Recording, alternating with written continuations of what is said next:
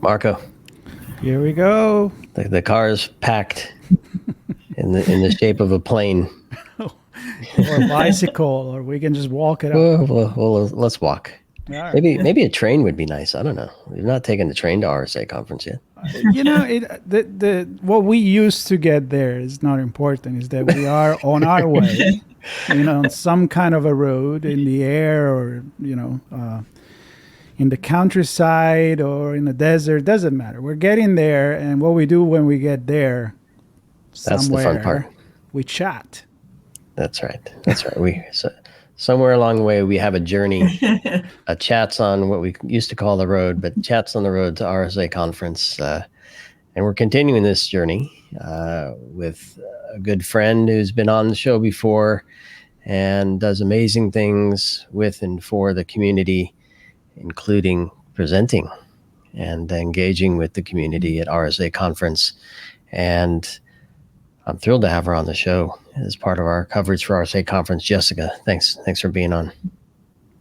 Yeah, thank you for having me. I'm thrilled to be here. So it's really great to see you both again. So yeah, it's been a while for sure. So exciting.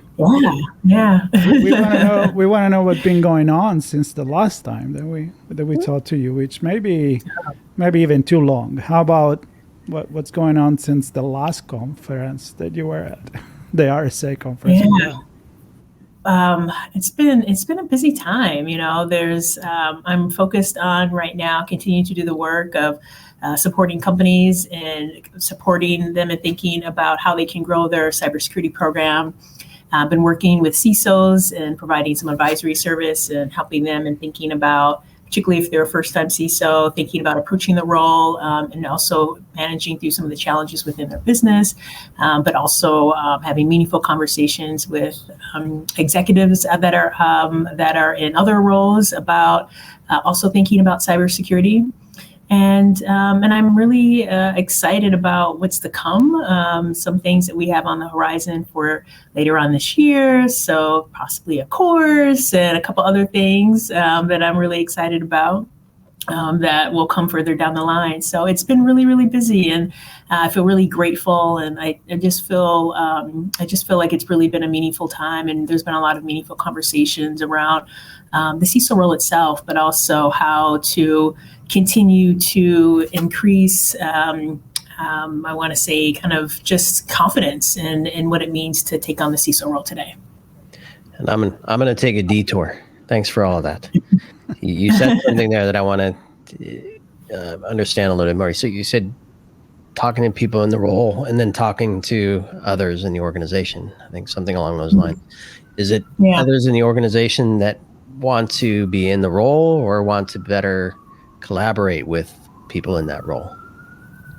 It's people in the organization that want to better understand cybersecurity and particularly how it relates to them in their role. So part of it really is also about helping them to also feel more confident about what it means, how cybersecurity impacts their role, and how they can also better support cybersecurity. So I would say you can look at it almost two ways. You could look at it as how can, particularly me, if I'm on the side of thinking about it from building a cybersecurity program, how can I best engage executive management to better understand security and how it impacts them in a way where they can truly receive it and in a way where they feel engaged and they feel like they can see the program in a different way in terms of value, and also how they see their role in it. I think that that's one of the key things that I think is absolutely critical, because I think for more mature organizations, particularly organizations that have strong governance and they've had the role in their organization for a number of years, it's a different type of conversation than when you have an organization that has only had maybe one or two CISOs and they're still trying to figure it out. One of the things the CTO said to me quite a few times last fall is the CISO role is such a nebulous role. I can't really understand it. And, that person is not the only one. And so as much as I do talk about the CISO role itself and also helping, my focus is to really alleviate the challenges that security leaders themselves have about the CISO role. One of the things that I've learned in this journey is the importance of also having a conversation with senior management so that they can better understand the CISO role too, and that they can be a true ally for the role and for the cybersecurity program. Is it more or less nebulous nowadays? Yes. I feel that it is, I think that it is less nebulous, but I think for those that have really not been engaged with or have been around the role itself or have had the role in their organization, particularly for maybe people that lead that area, if there's CTOs or CIOs or COOs, and they've kind of had someone within the organization that has been responsible for security, but not a CISO themselves, then I think that it can be very nebulous, because now the thing is you have someone who, depending on the industry that you're in, now has a responsibility to report to senior management, outside of just them, just that particular role. You have someone who is responsible to reporting to the board in some cases. You have someone who is taking on responsibility that can be quite challenging for someone, particularly if they don't fully understand the responsibility themselves. And so as much as we spend learning in the organization or in the industry around this work, it's so important to ensure that partners that are there working along beside us have their own set of kind of continuous learning around this as well. And I think that that's, really part of the changing nature of the CISO role. It's not even, I think it's one conversation to talk about a lot of the challenges that people talk about most, which is the regulatory piece, particularly the SEC and what we've seen there over the past couple of years. But for me, it's really the conversation with executive management, because the executive management really, I think, can really make the CISO role a comfortable place to be in an organization or a very uncomfortable place to be for an organization, simply based off their own level of knowledge on how to work with a CISO. So the more we can engage senior management as well to be able to feel more comfortable with the role, and to just allow a CISO to do what they're there to do, I think in many cases it can be a much better experience for CISOs overall. It's less nebulous, but it's not a walk under a sunny sky either. Well, what it says to me is that, and I don't know, we're kind of off on a little tangent here, but I love it because the role was nebulous. I think continues to be a little bit as well, but with that is a ton of ambiguity, right? So you can't pin down somebody, and Yes, there's a lot of absolutely. freedom as a CISO to do what you think is right, and then a lot of trust in the organization to say, I hope they're doing what they're supposed to be doing. So my question then is, with less, I don't know what the right word is with it being less nebulous, does that kind of frame the role in a way that maybe gives the CISO a little less freedom to navigate some of these uncharted waters, which the threats continue to be somewhat nebulous, and certainly the regulations continue to be nebulous, and technologies continue to be nebulous. So I don't know, do these frames kind of, I'll say pigeonhole is the word I was thinking earlier as you were talking. Does it pigeonhole the role to be less fluid, do you think?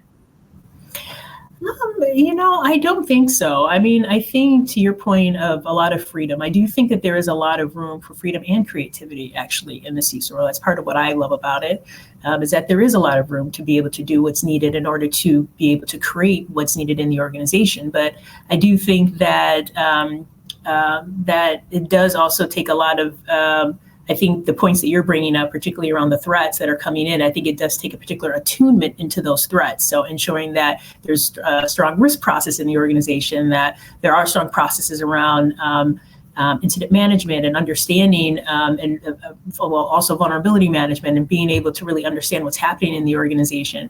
And I think it's being able to understand how what's going on in one organization versus maybe another organization that someone has had experience in, and really being able to tailor their strategy for that organization that can allow for, I would say the freedom to do what they want to do to really grow the program, I think is important. So I think some of these things can be very nebulous. And to your point, yes, I think without a doubt, there's a lot of ambiguity. And I think that, but I also think that that's part of the challenging role of being a CISO, is managing through all of that. And I think that, it's in the management of that, where it can be extremely challenging. But I think the other side of the coin is it can also create a lot of freedom. So I do think that there is a balance. I think the challenge is managing that balance, which can be very, very hard. And that actually goes into the talk that I gave last year at RSA, was really about the CISO role itself. How do we manage the fear? How do we manage what it means to take on this responsibility and navigate through the ambiguity that's there, and all of these things that can feel very nebulous? And what does it mean to also be able to stand in accountability or responsibility, self-responsibility in managing that, how we show up and how we hold our own selves, what I call responsible versus how others may try to hold us accountable, and also how we know ourselves. Where do we know where we are innately strong, where we maybe have innate gifts that we are bringing to the program, but where are also our growing edges where we're not so strong, and how are we balancing that out in the organization through the partnerships that we develop, and also through the partnerships we create in the industry and the team that we build. And so I think that's in some cases for a CISO where the art comes in versus the science to really be able to move forward and create success in their role. It's really cool. So last year was one of the top-rated sessions at RSA Conference. So congratulations to that. Yes, thank you. Obviously, all our friends there called you back because they enjoy successful conversation.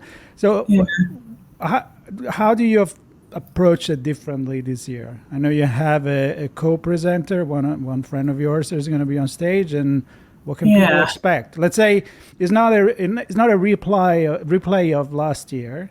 So if I saw last year, can I come back and I see something different? Absolutely. And yes, you will see something different. Last year, everything happened really quickly in terms of how I applied, because I saw that through the emails that the registration was coming to an end. And when I went to, the thought hadn't really even occurred to me to do it, but then something inside of me just said, go ahead and apply, and to talk about the CISO role, because I did feel that there was so much energy around the fear around just being in the role, and we need really great people in this role. So I thought that it just seemed like there was kind of this calling to just talk about the role. And that's exactly what that conversation was. It was interesting to me to get into discussion with people afterwards, and they're like, "Oh, you're talking about leadership, and you're talking about, someone said to me, you're talking about politics and handling politics in the organization." And I was like, "Really? That's what you took away?" And I just thought that was really interesting, but I loved it. And in some ways, that's true. I wasn't thinking about it in that way, but it was very, very true in many cases. This conversation is about the cybersecurity program itself, not necessarily just about the CISO role. So what are those core elements that go into a successful cybersecurity program that is extremely important, and that no matter what, you want to make sure that you're thinking about from a couple of different perspectives. And so myself and Daniel Gorecki, who's going to be my partner in this presentation, we're going to talk a bit about that. And so we'll both be sharing from our lens as CISOs, and to really kind of give context, and also to share that every program is a bit different. I mean, obviously we create our strategies based off the risk assessment. So it's being able to bring in some contrast to be able to show, okay, if this is something that's going to, if something's going to be a priority for you and within your program, this is a way to think about it and a way to approach it. And is the goal, so I know I'm looking at the description you posted on LinkedIn, which we'll include the link to this in the show notes, but says you're going to discuss the top 3 skills for CISOs to advance their program, advance and grow the program, but also what it means to be successful in the role as it relates to the program.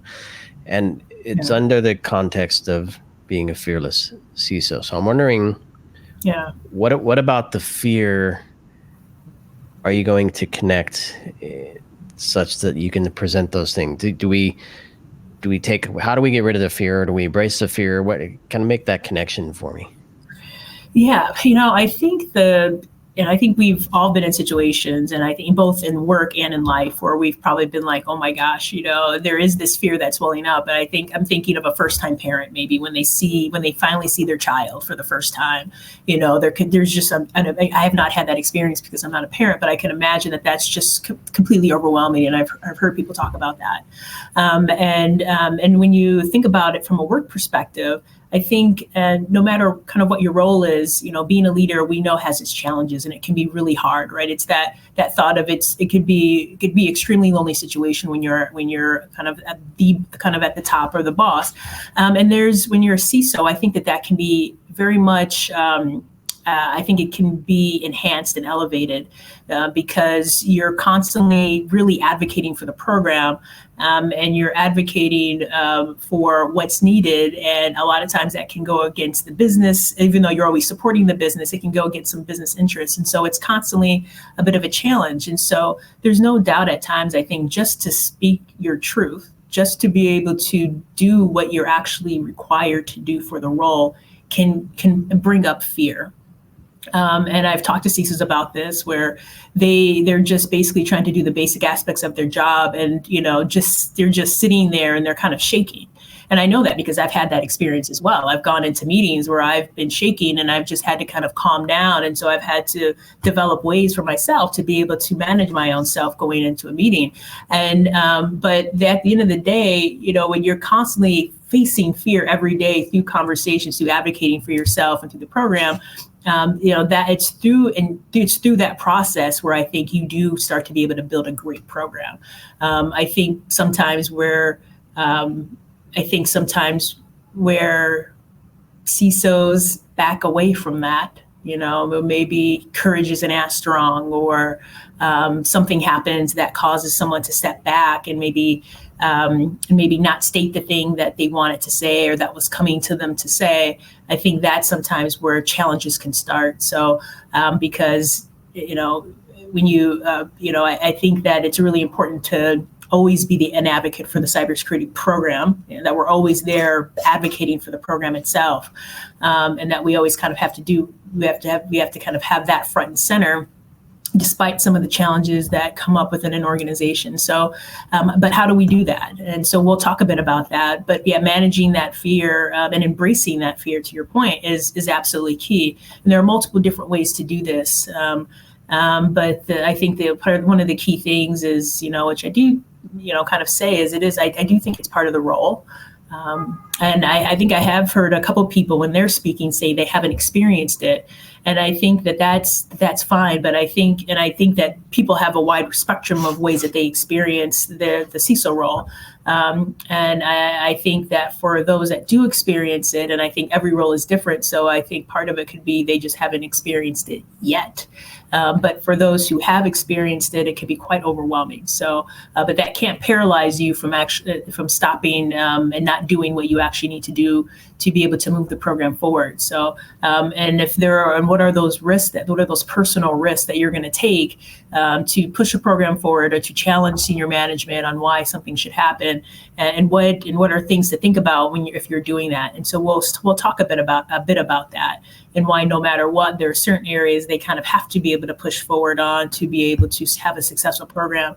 Some of these things may feel like, yeah, well, we know these things, but in some cases it's, well, and when you're in it, if you're in it and you, it can feel almost like it's easier and safer to back away than to continue to push forward. And so the key thing is to remember to keep pushing forward. Yeah, I heard two magic words there, Marco. I'll let you go. I heard paralyzed and stop. And I was half expecting to hear those words, because personally paralyzed, which then impacts and perhaps even stops the program. Well, after you brought us down with that, I was going to bring us up, because I want to mention the theme of the conference this year, as this is one of the first conversations that we have on our chats on the road, and this year is the art of possible. And so I'm announcing to Sean that a tradition this year will be to ask to all our guests, how do you interpret this theme, the art of possible? What does it mean to you? And everybody, I'm hoping, is going to have a different answer, but It's your turn to get it started. Yeah, when I think about what's the art of possible, the first thing that comes to me is creativity and creating something new, being able to create something that that maybe hasn't been done before in a particular way. And for me, that is kind of how I see these series of talks. And I think part of that is because the narrative of my own story and how I came into the CISO role is very different. And so how I approach thinking about this is different. And I think, and I do think that I tend to take risks, and I look at risks differently, particularly interpersonally, because I work as a consulting CISO, not as an FTE. So the way that I think about the role is different. And so when I think about the art of possibility, I think about what it means and what it can be and how wonderful it could be if more people saw this role from that perspective, and felt maybe that sometimes the fear that they have when they're sometimes in the role, or even just sometimes the dissatisfaction when they have, how that can be viewed from a different perspective just by looking at it differently. And that's really part of the intention, and really a huge intention for why I really feel the need to follow the call of speaking on this topic. And I think that that's just an important perspective to be able to not just have, but to share with others. Nice one. Transforming fear into possibility, potential. Exactly. Yeah. Nice one. Nice one. Well, Jessica, it's always a pleasure. Marco, did you want to say something? No. All right. No, I'm good with this. I know. Great answer. Thank you. Well, this is. I'm excited to hear that it was yet another top-rated session. It's now you're in the role of Fearless CISO. It's on 6th of May, 2:20. It's part of the professional development, personal management track, and you and Daniel are going to rock it. No question, no question. Yes. And then hopefully we'll see you physically on location in San Francisco. Marco and I will be there. We'll be in the broadcast alley. We'll be chatting with friends, making new friends, and capturing as many stories as we can. And we're thrilled to capture yours and share it with our audience. And hopefully they'll join you there for your session. Yeah. And follow us on our ongoing journey as we continue our chats on the way, whatever, to RSA Conference, our part of our on-location coverage with Sean and Marco. Lots of stuff going on, and we appreciate you, Jessica, all that you do, and wish you great success with your session. Likewise. Thank you so much. Yep. Wishing you great chats, conversations on the way to RSA. Thank you so much for having me on. This has been a lot of fun. Yep. Absolutely. We'll see you there, and hopefully we'll see a lot of you people. And if you're not going to RSA Conference, we'll bring you there anyway. That's right. Video. Hop in the trunk. Yep. Maybe on the trunk. On the roof? Tune in the radio. The rack, the bike rack. You're welcome. Whatever. On the trailer. Whatever. See you, everybody. It's an autonomous car, so. All right. Thanks, everybody. See you on the next one. Thanks, Jessica. Thank you.